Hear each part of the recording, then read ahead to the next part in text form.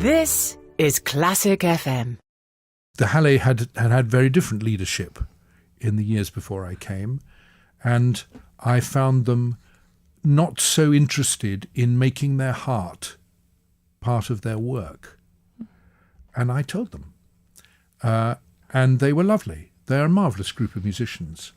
And I think they just needed to feel confident that if they played with all their imagination and their heart, that I would appreciate it, that I would notice and encourage it and not stamp on it and sit on it. And I remember saying things like, well, if we expect the audience to come out on a wet November night, we've got to give them something they won't get by staying at home. We've got to make the live experience alive, exciting, never inevitable, never boring. And to do that, we have to penetrate what the music is trying to say and why we want to do it well. And that must be very exciting for you, that they respond so well, that they're open and alive to your ideas. Yes. And want to go on that journey with you to getting better. Absolutely. And I love them. I admire them very much. And when everything goes as well as it possibly can, it's for me, very memorable. And over the years, we've done some very exciting things. Not just in Manchester, by the way.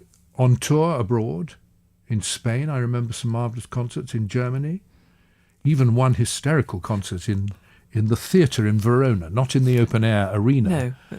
But one summer evening, we went and played in their traditional theatre, which was fine. It's obviously the Italian theatres are rather drier than the Bridgewater Hall, and the orchestra gets a bit upset by that. They feel a bit naked.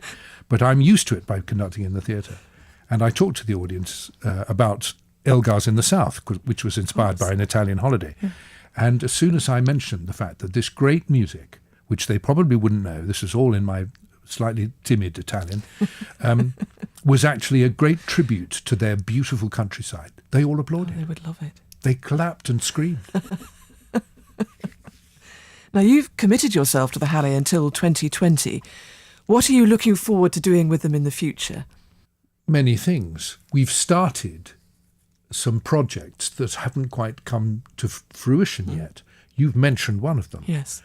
And one needs time to plan and cast and rehearse the ring operas so that the orchestra in the performances play from knowledge of the pieces rather than wondering what's over the page. Yes. So that takes time. Another aspect of our work that I think is nowhere near finished relates to the fact that Hallé himself, and he was a most remarkable musician. He'd never conducted an orchestra until he came to Manchester. He'd never spoken a word of English. He taught himself English on the bus on the way to work every morning. He never opened a letter until he'd answered the one before. Oh, goodness. He was an astonishing man. Yes. He was very charming and very, very hard-working. Yes. 2 and 6pence profit on the first season.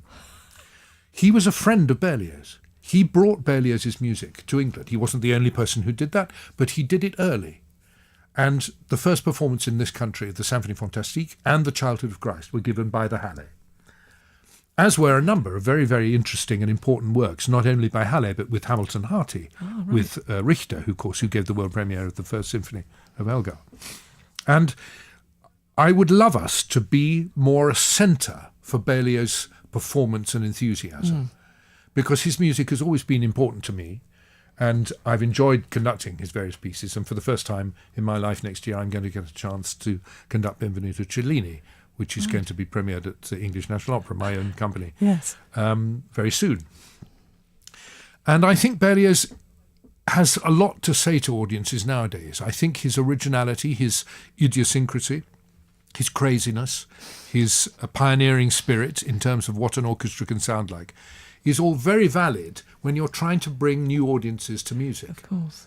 Because he takes risks and makes the orchestra sound like no one else. I think we must do The Damnation of Faust, which is a work I've done a lot myself, but never in Manchester.